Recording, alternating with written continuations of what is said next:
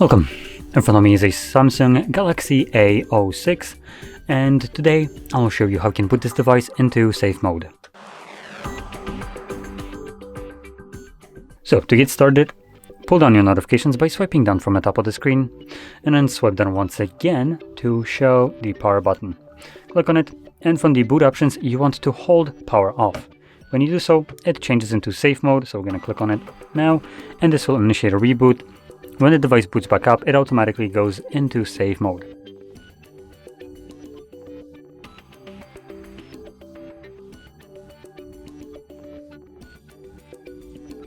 And as you can see, now that the device is back on, we are in safe mode, and in here only the pre-installed applications will function.